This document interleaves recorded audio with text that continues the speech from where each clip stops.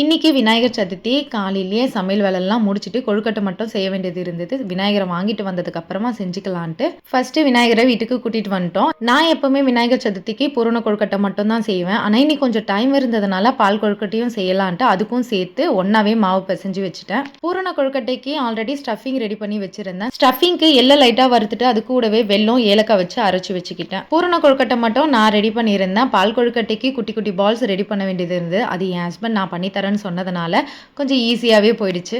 இன்னைக்கு ஒரு ஃபேமிலி ஃபங்க்ஷனுக்கு வேற போக வேண்டியது இருந்தது. அதனால 12 மணிக்குள்ளேயே சாமி கும்பிட்டுட்டு கிளம்பலாம் அப்படின்ட்டு கொஞ்சம் ஸ்பீடாவே எல்லாமே ரெடி பண்ணிட்டு இருந்தேன். ஆனா இந்த மோதகத்துல போட்டு எடுக்கிறதுலயே கொஞ்சம் டைம் எடுத்ததுனால கொஞ்சம் போல இப்ப செஞ்சுட்டு மத்தத ஃப்ரிட்ஜில் எடுத்து வச்சுட்டேன். ஈவினிங் செஞ்சுக்கலான்ட்டு. அப்புறம் தான் நான் நினைச்சேன் ஒரு கொழுக்கட்டையோட வச்சு சீக்கிரமாவே சாமி கும்பிட்டுருக்கலாம் அப்படின்ட்டு.